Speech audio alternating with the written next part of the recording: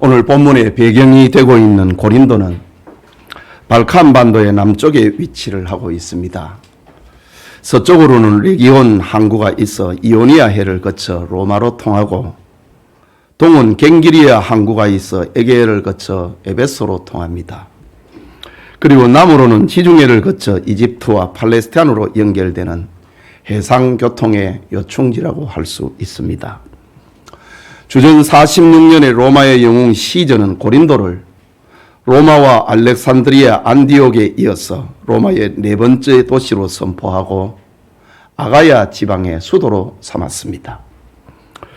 고린도의 행정관은 시민들의 다양한 욕구를 충족시키기 위하여서 로마의 여러 도시들 가운데 가장 먼저 금투 경기를 하게 해서 시민들의 욕구를 충족시키려 했습니다. 뿐만 아니라 이 고린도에는 12개 이상의 그리스 로마의 신들의 신전이 위치하고 있습니다. 그 중에 사랑의 신 비너스라고 불리는 아프로디테 여신이 고린도 신의 최고의 신이었습니다. 이 신전에는 1000여 명에 이르는 여사제들이 종교 의식의 행위의 하나로 매춘을 이어갔습니다. 이처럼 고린도는 피 흘리는 금투와 우상 숭배와 매춘이 범람한 도시였습니다. 1세기 당시의 고린도는 60만 인구의 대도시였습니다. 바울은 아덴에서 철학적 접근으로 전도하다가 실패한 것을 교훈으로 삼고 고린도에서는 십자가의 도 외에는 다른 것을 전하지 않기로 작정합니다. 그 결과 고린도에서 많은 성도들을 얻었습니다. 그런데 바울이 고린도를 떠나고 난 다음에 교회는 세상 문화의 오염이 되고 복음의 순수성을 잃어가기 시작했습니다. 바울은 세속 문화에 빠진 교회의 회복이라고 하는 주제로 고린도 전서를 기록을 하고 있는 겁니다. 세속에 빠진 교회의 회복, 이것이 고린도 전서의 주제입니다. 이 시간 광야교회는 우리의 거울이라고 하는 제목으로 하나님의 말씀 받고자 합니다. 고린도 교회가 그랬듯이 광야교회를 통해서 성도의 삶을 회복을 하는 은혜가 우리 가운데도 임하기를 축복합니다. 광야교회는 우리의 거울이라고 했는데 무엇을 말하고 있는가?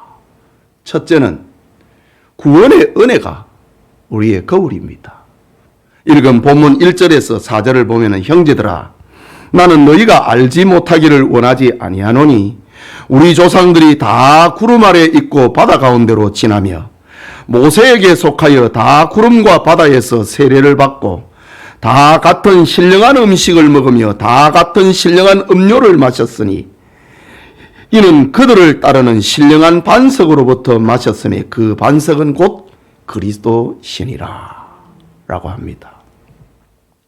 바울은 먼저 고린도 교회를 향하여서 형제들아 라는 말을 사용을 하므로 지상에 있는 모든 교회는 한 형제라고 하는 것을 강조합니다.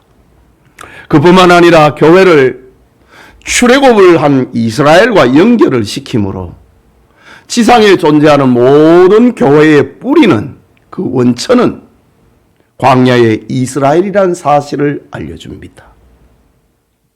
교회의 조상 광야의 이스라엘은 참으로 하나님의 능력을 체험을 했습니다. 그 누구도 경험하지 못한 신령한 은혜를 누렸습니다. 세상의 모든 역사와 모든 민족 가운데서 광야교회의 이스라엘처럼 하나님의 은혜와 기적을 그렇게 체험을 한 때는 없었고 민족은 없었습니다. 그래서 이 광야교회를 향하여서 교회의 뿌리다 라고 말하는 겁니다. 하나님의 능력과 기적, 그 은혜를 상징을 하는 대표적인 사건이 이스라엘의 출애굽입니다. 바울은 출애굽한 이스라엘을 가리켜서 다 구름과 바다에서 세례를 받았다. 홍해를 건너는, 그 구름 가운데서 이스라엘 백성들이 홍해를 건너는, 구름 기둥과 불 기둥이 이스라엘을 지켜주었는데, 덮어주었는데, 하늘의 구름 기둥 가운데서 이스라엘 백성들이 홍해를 마른 땅같이 지났다. 이것을 가리켜서 세례라고 합니다. 이는 이스라엘 백성들이 홍해의 바닷물과 구름에서 뿌려지는 그 빗물을 통해서 세례를 받았다라는 말이 아닙니다. 이스라엘은 하나님의 능력으로 구원을 받았고 하나님의 백성이 됐다는 사실을 강조하기 위하여 바다와 구름 가운데서 세례를 받았다라고 합니다. 광야에는 먹을 음식이 없었고 물이 없었습니다. 그러나 이스라엘은 40년 동안 굶는 자가 없었고 목마른 자가 없었습니다. 옷이 헤어지는 자가 없었고 신발이 닳아 맨발이 되어버린 자가 없었습니다. 하나님께서 이 광야교회에 하늘의 만나와 메추라기를 먹여주시고 반석에 샘이 터져서 물을 마시게 하셨고 옷이 닳지 않도록 신발이 헤어지지 아니하도록 기적의 옷과 기적의 신을 신겨 주셨기 때문입니다. 광야교회의 구원은 이처럼 하나님의 은혜와 하나님의 능력의 산물입니다. 고린도 교회 성도들 역시 그렇습니다. 그들이 세상 문화에서 우상 숭배의 죄에서 구원을 얻은 것은 이스라엘 백성들의 출애굽과 같다는 것이지요. 광야 생활처럼 하나님의 은혜와 하나님의 능력으로 우리가 구원을 받았다는 사실입니다. 고린도 교회가 광야 교회를 거울로 삼는 것처럼 오늘의 우리 역시 광야 교회는 우리의 거울입니다. 우리도 다르지 않다는 말입니다. 이스라엘의 출애굽과 고린도 교회처럼 우리의 노력과 우리의 공로로 인하여서 구원받은 자는 우리 가운데 아무도 없습니다. 오직 하나님의 은혜와 하나님의 능력으로 구원을 받았습니다. 우리가 자기의 힘을 의지하면 의지할수록 절망의 구름토기에 지옥에 빠져들고 맙니다. 하나님의 은혜를 의지할 때에만 우리는 하늘에 이를 수 있는 겁니다. 그 표식이 세례입니다. 그리고 신령한 음료를 먹고 마시는 새 생활을 하는 겁니다. 그 표식이 오늘의 성찬입니다. 우리에게 임한 구원이 광야 교회와 고린도 교회가 그랬던 것처럼 하나님의 은혜의 결과임을 깨닫고 그것을 거울로 삼는 그런 은총이 우리에게 있기를 축복합니다. 그게 둘째로 광야 교회는 우리의 거울이라고 했는데 그게 무슨 말인가? 소수의 진리 운동이 우리의 거울이라는 말입니다. 본문 5절이지요. 그러나 그들의 다수를 하나님이 기뻐하지 아니하셨으므로 그들이 광야에서 멸망을 받았느니라.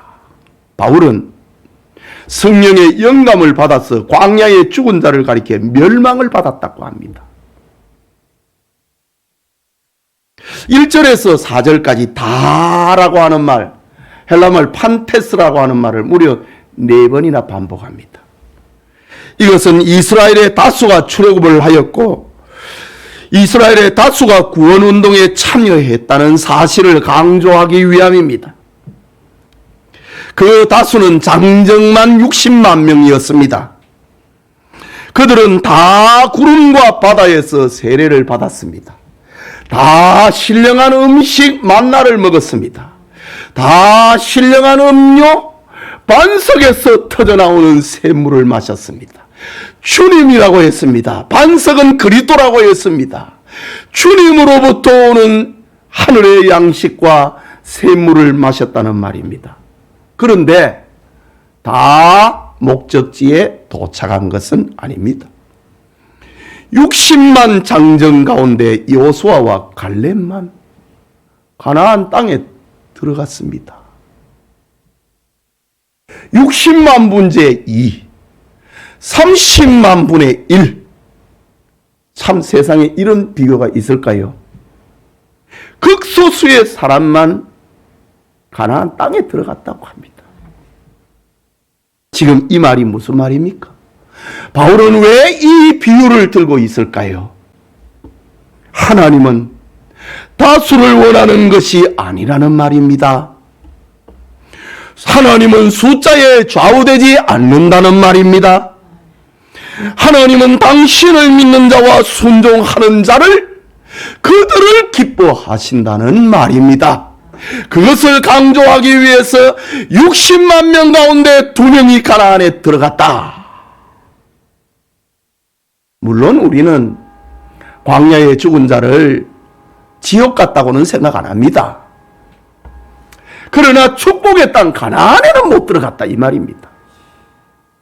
지금 바울은 60만 명 가운데 2명만 가나안의 땅에 들어간 것을 비교하면서 하나님은 다수를 기뻐하지 않는다. 소수이라 할지라도 진리의 편에 선 것을 하나님 기뻐한다. 그거를 강조하기 위해서 바울은 지금 광야교회의 그 사건을 예를 들고 있는 겁니다. 바울의 사역으로 고린도 교회에는 당시에 어떤 교회보다도 교인의 숫자가 많았습니다. 마게도니아와 유럽이지요. 마게도니아와 아가야 지방 가운데서 가장 교인의 수가 많은 데가 고린도 교회였습니다. 사도행전 18장 8절에서 10절을 보면은 회당장 그리스보가 온 지방과 더불어 주를 믿으며 수많은 고린도 사람들도 듣고 믿어 세례를 받더라. 그리고 10절에는 이는 이 성 중에 내 백성이 많음이라. 고린도 도시에는 하나님의 백성이 많았다. 그래서 마게도니아와 아가야 지방 가운데 가장 큰 교회가 됐다라는 말입니다. 그런데 바울이 고린도를 떠나고 난 다음에 교회는 세례를 받고 성찬에 참여한 것을 구원의 보증으로 생각하는 이들이 생겨났습니다. 세례와 성찬을 구원의 표로 이해를 한 겁니다. 우리가 외국에 가기 위해서 비행기 표를 사잖아요. 제주도 가기 위해서 표를 사고 저 부산이나 광주로 가기 위해서 표를 삽니다. 그 표를 사면은 비행기를 타면 되고 버스를 타면 되는 겁니다. 세례를 받았다. 성찬에 참여했다. 그것을 천당 가는 표로 생각을 했다 이거죠. 나는 표를 사놨기 때문에 경건 생활을 귀하게 여기지 않은 겁니다. 이때의 바울은 하나님은 다수를 기뻐하지 않으신다. 다수를 기뻐하지 않으신 광야교회를 예를 들면서 그들에게 경고의 메시지를 전하고 있는 겁니다. 60만 명 가운데 2명만 가나안 땅에 들어갔다. 그거 생각해라. 라는 말입니다. 여러분, 다수가 참되면 얼마나 좋겠습니까? 그러나 세상은 그렇지 못하다고 하는 사실을 우리는 경험을 하고 있지 아니합니까? 그렇기 때문에 하나님은 거짓된 다수보다는 진리를 따르는 소수를 아끼십니다. 노아의 방주와 홍수 심판은 부패한 다수보다는 참된 소수를 귀히 여긴다는 상징적 사건입니다.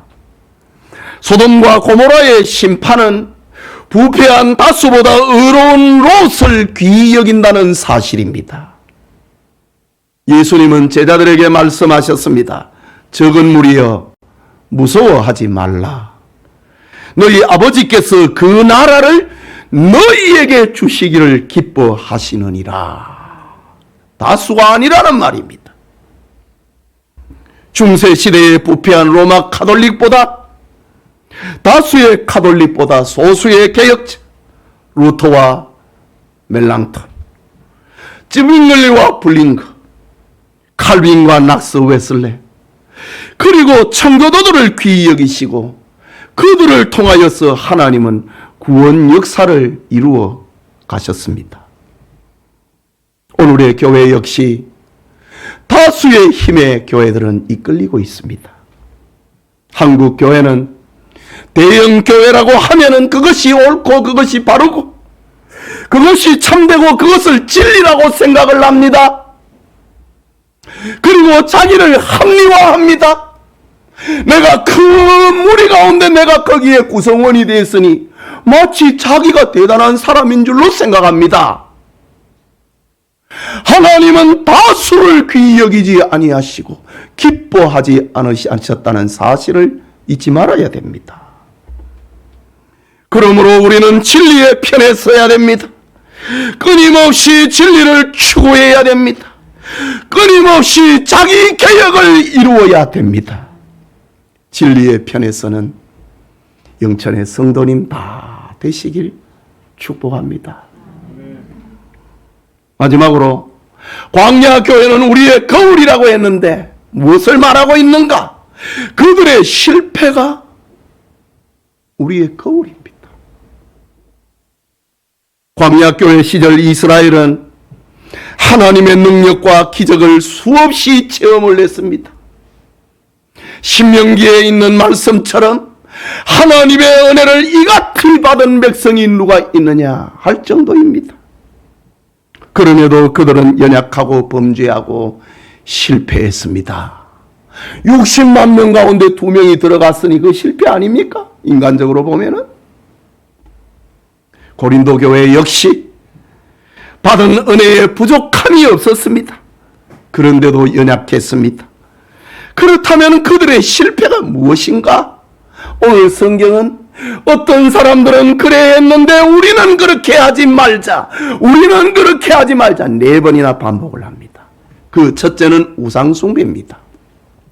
6절에서 7절에 이러한 일은 우리의 본보기가 되어 우리로 하여금 그들이 악을 즐겨한 것 같이 즐겨하는 자가 되지 않게 하려 함이니 그들 가운데 어떤 사람들과 같이 너희는 우상 숭배하는 자가 되지 말라. 기록된 바 백성이 앉아서 먹고 마시며 일어나서 뛰논다 함과 같으니라. 너희는 우상 숭배하는 자가 되지 말라. 여러분, 출애굽한 이스라엘은 신의 광야에 도착했습니다. 모세는 하나님의 부름을 받아서 십계명을 받기 위하여 신의 산으로 올라갔습니다. 40일이 지나도록 모세가 산에서 내려오지 않는 겁니다. 이때 백성들은 그들의 인도자 모세가 죽은 줄로 생각합니다. 초조한 백성들은 금부치를 녹여가지고 애굽에서 보았던 우상처럼 금부치를 모아가지고 그것을 녹여서 금 송아지를 만들었습니다. 그리고 그것이 자기들을 애굽에서 인도한 신이라고 선포하고 그 앞에 경배하고 춤추었습니다. 이 일로 인하여서 하나님의 심판을 받아 출애굽기 32장을 보면은 3,000명이 죽음을 당합니다. 바울은 지금 그 실패한 역사를 고린도 교회에 들려줍니다. 그걸 거울로 삼고 너희는 우상 숭배하는 자가 되지 말라 라고 합니다. 고린도에는 앞서 말씀드린 것처럼 신전 축제와 우상 숭배가 범람했습니다. 신전들이, 그리스 로마의 신전들이 12개가 있었다 이거지요. 교인들은 세상 친구와 더불어서 신전 축제에 참여하는 것을 대수롭지 않게 여겼습니다. 그걸 문화라고 여겼습니다. 일제시대에 일본이 한국 교회를 억압을 할 때에 신사참배를 강조합니다. 그러면서 하는 말, 신사참배는 종교행위가 아니고 국민의례다. 너 신앙하고 관계없다 그렇게 미혹을 하면서 신사참배를 강요했습니다. 고린도 도시에 친구들을 따라서 달달이 진행이 되고 있는 그 신전 축제에 들어가서 우상 숭배를 하게 됩니다. 이거 문화행사다 이거지. 이런 모습은 우상을 숭배하다가 하나님의 심판을 받았던 광야교회와 다르지 않다라고 합니다.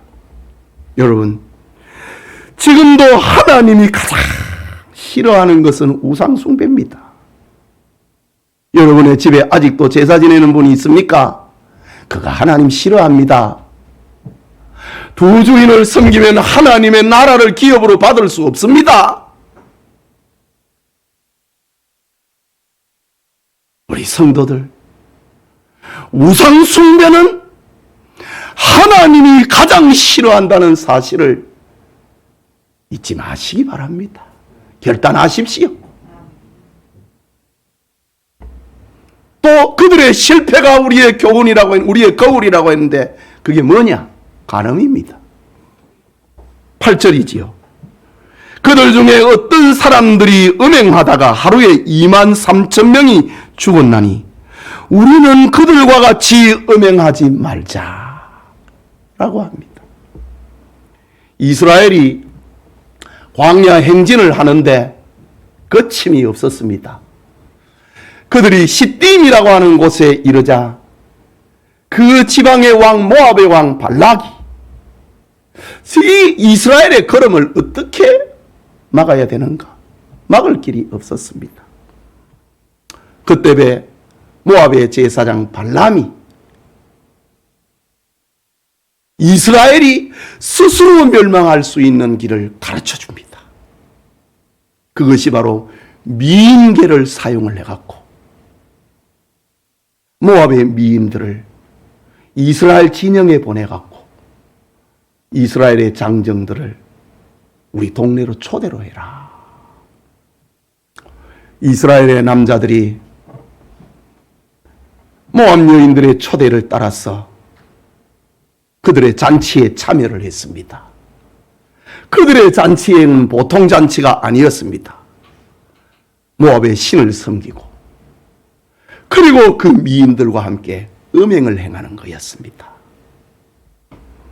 이 일로 인하여서 민수기 25장을 보면은 하루에 23,000명이 죽었다. 오늘 본문에도 그렇게 말하고 있지요. 고린도 교회 성도들 역시 신전에서 진행되는 축제에 참여를 하고 여사제들과 음행을 했습니다. 그래서 바울은 광야교회의 실패를 들어서 교인들에게 경고하고 있는 겁니다. 여러분, 우리도 이 세상 유혹에 빠져서는 안 됩니다. 음행의 결국은 멸망이라는 사실을 명심해야 됩니다. 우리의 몸은 하나님의 값으로 산 것입니다. 사도행전 20장에 보면은 교회를 가리켜서 하나님이 자기 피로 사신 교회라고 했습니다. 자신의 독생자 예수 그리스도를 십자가에 못 박아 죽이고 교회를 만들어냈으니까, 교회를 탄생시켰으니까 교회를 가리켜서 하나님은 자기 피로 값주고 사신 교회라고 했습니다. 그러므로 교회된 성도들은 자기 몸을 가지고 하나님께 영광을 돌려야 됩니다.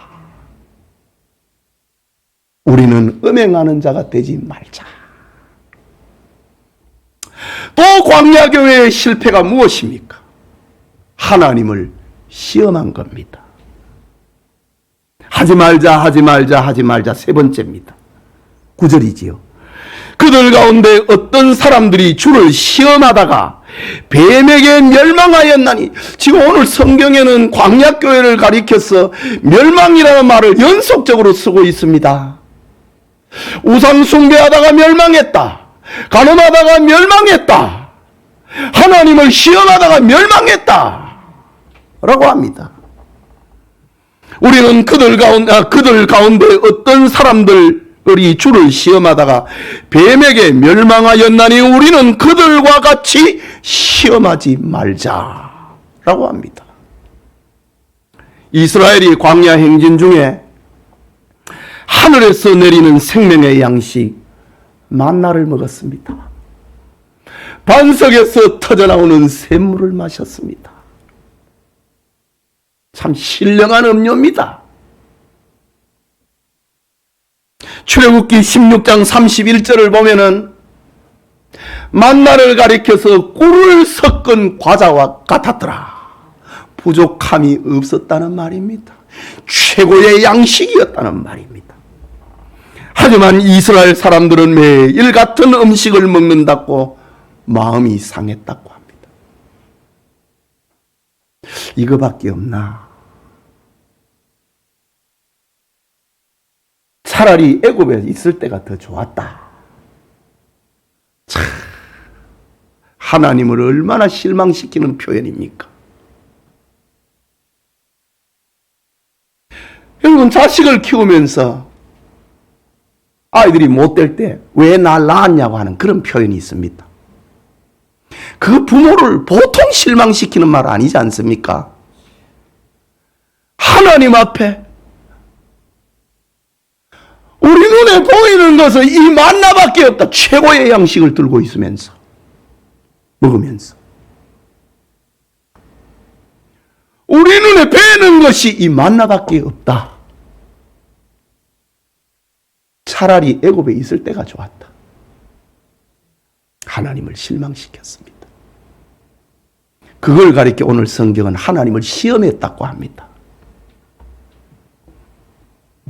이때 하나님은 광야의 불뱀을 격동을 시켜가지고 이스라엘 사람들의 진영에 들어가서 그들을 물어 죽여버리게 만들었습니다. 당시 고린도 성도들 역시 하나님을 시험하는 죄를 지었습니다. 그들은 복음을 감격으로 받았습니다. 그런데 시간이 지나자 이것밖에 없느냐? 라고 합니다. 그래서 다른 것을 찾아 신전을 찾아다니는 겁니다. 우리 교회 생활을 하면서 여러분은 어떻습니까? 교회 가니까 뭐 그것밖에 없더라. 그럼 하나님을 시험하는 겁니다.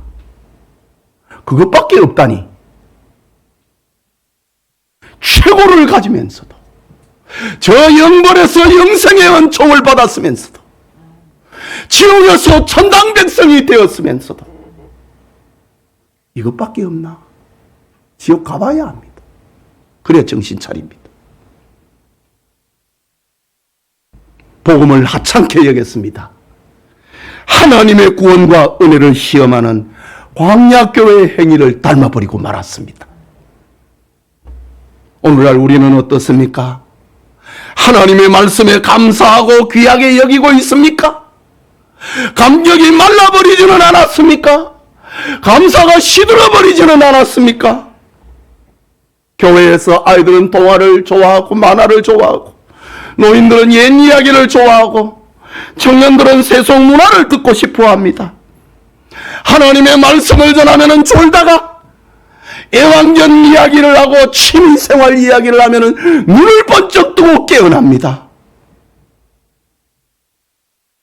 교회는 성도들의 다양한 욕구를 만족시키기 위하여서 진학 특강을 하고 법률 특강을 하고 취미생활을 강조하고 시사 특강, 건강 특강을 통해서 다양한 욕구를 잠재우려고 이런 주책을 던다 이 말입니다.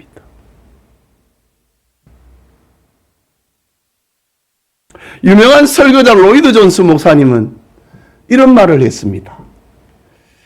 교회가 타락하면은 강단에 설교는 약해지고 강단에 배우를 세운다고 했습니다. 제가 지난달에 참 유명한 종교개혁자 쯔빙글리가 세웠던 그가 목회를 했던 크로스민스터 교회에 가서 한 주일 예배를 드렸습니다. 참 예배가 1시간 한 50분 합니다. 와, 설교는 10분. 전혀 감동은 없고 거기에 연극이 한 5개 정도 해요. 온갖 종류의 연극을 5개, 6개 합니다. 딱 로이드 존스 목사님이 생각이 나더구만요. 강단이 타락하니까 교인들의 다양한 욕구를 채워주려고 어디 하나라도 걸리라 이 말입니다. 이런 연극 저런 연극. 오늘의 한국 교회는 그렇지 않습니까? 교인들이 왜 대형 교회를 좋아합니까? 거기에 가면 내 취미생활 할 수 있다 이거지요. 등산 갈 사람을 만나고 골프 칠 사람을 만나고 조기 갈 사람을 만나고 교회는 그렇게 만들어가지고 교인들의 욕구를 채워줍니다. 강단에 하나님의 말씀이 없으니까 그래 한다 이거지요. 광야교회하고 다른 게 뭐 있습니까? 이 만나밖에 배는 것이 없도다. 고린도 교회도 그랬습니다. 하나님의 은혜를 받아가지고 예수님을 믿고 교회 운동을 했습니다. 감격했습니다. 감동했습니다. 하늘의 신령한 은사를 체험했습니다. 시간이 지나니까 이것밖에 없나?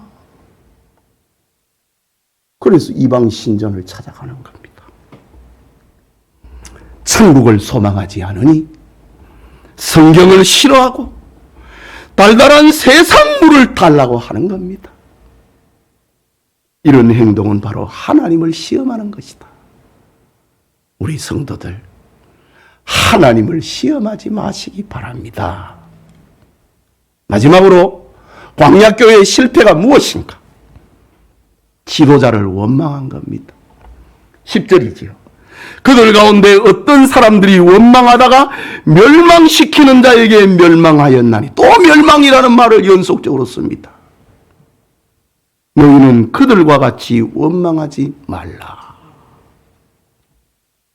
광야 행진 하는 중에 고라와 다단과 아비람이라는 사람이 당을 지어가지고 모세를 시기하고 그의 지도권에 도전했습니다.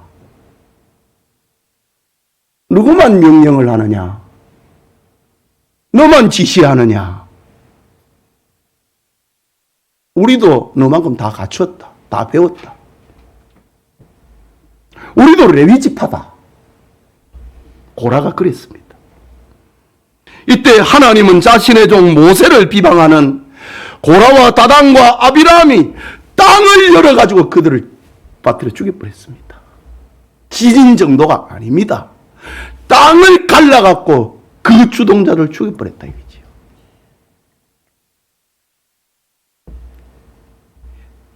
고라 일당들이 모세의 지도권을 도전을 할 때에 250명의 족장들이, 유력한 사람들이 거기에 가담을 했습니다. 세 사람이면 힘이 없지. 250명이 가담을 하니까 힘을 얻는 거예요. 모세가 위기감을 느끼는 거예요. 땅을 열어서 셋을 빨아들여 버렸던, 그렇게 멸망을 시켰던 하나님께서 얼마나 무섭습니까? 그들 곁에 서 있었던 250명이 도망을 칩니다. 그때 하나님께서 하늘에 불을 내려서 250명을 태워 죽여버렸다고 합니다. 그걸로도 끝이 아닙니다. 그들의 장막에서 벌벌 떨면서 모세가 우리 아버지 죽였다 이거지요. 모세가 우리 형님 죽였다 이거지요. 장막에서 하나님을, 모세를 원망을 하는 그들에게 하나님께서 전염병을 내려가지고, 민수기 16장을 보면은 14,700명이 전염병으로 죽었다고 합니다. 병 걸렸다가 아니고 죽었다고 합니다. 하나님이 죽여버렸습니다. 하나님은 자신이 세운 지도자를 원망한 죄를 이렇게 벌했습니다. 고린도 교회에도 바울의 가르침을 따라 우상 축제에 참여하는 것을 꾸짖는 지도자가 있었습니다. 그러자 교인들은 자신의 자유를 침해한다고 책망하는 지도자를 비방을 했습니다. 심지어 바울까지 진짜 사도 아니다, 그렇게 비난했습니다. 이때 바울은 광야 교회의 심판의 교훈으로 교인들의 비난과 비방을 경고했습니다. 우리는 그렇게 하지 말자. 여러분, 원망과 불평은 하나님의 나라가 되지 못하게 만듭니다. 성경은 디모데전서 5장 17절에 잘 다스리는 장로들은 배나 존경할 자로 알되 말씀과 가르침에 수고하는 이들에게는 더욱 그리할지니라. 존경하라, 사랑하라 라는 말입니다. 예배드리는 영천의 성도 여러분, 우리는 오늘 성경을 통해서 역사적 교훈을 받고 있습니다. 구원은 전적으로 하나님의 은혜로 되는 것이라는 사실입니다. 하나님은 거짓의 다수보다 소수라도 진리의 편에 선 자를 기뻐하십니다. 그리고 이스라엘의 실패를 교훈으로 삼아야 됩니다. 11절에 바울은 그들에게 일어난 이런 일은 본보기가 되고 또한 말세를 만난 우리를 깨우치기 위하여 기록되었느니라. 성경 기록의 목적을 그 거울이다 이거지. 우리를 깨우치기 위함이다 이거지. 여러분, 오늘 교회 오시면서 다 거울 보셨지요? 저도 거울을 몇 번이나 봤습니다. 거울을 보고 머리가 뭐 잘못된 데는 넥타이가 삐뚤지는 않았나 이렇게 보면서 합니다. 그러나 성경은 우리의 마음을 비추는 거울입니다. 우리의 사상을 비추는 거울입니다. 우리의 삶을 비추고 점검을 하고 고치게 만드는 거울입니다. 이런 일은 본보기가 되고 또한 말세를 만난 우리를 깨우치기 위하여 기록하였느니라. 성경은 그렇게 말을 합니다. 그러면서 12절에 그런즉 선줄로 생각하는 자는 넘어질까 조심하라. 겸손하라는 말입니다. 까불지 마라는 말입니다. 성경을 우리의 거울로 삼고 이 세속 문화에서 진리와 성결을 추구하는 영천의 성도님들 다 되시길 축복합니다. 우리 같이 기도합시다. 말씀을 받았습니다. 여러분, 저 광야교회가 그랬던 것처럼 고린도 교회가 세속에 물들었던 것처럼 우리도 별로 다르지 않지 않습니까? 구원은 오직 하나님의 은혜로 받습니다. 하나님은 거짓의 다수보다는 소수라도 진리의 편에 선 자를 기뻐하십니다. 광야교회의 실패를 우리의 거울로 삼고 우리는 그리하지 말아야 됩니다. 우리 말씀을 생각하고 기도합시다.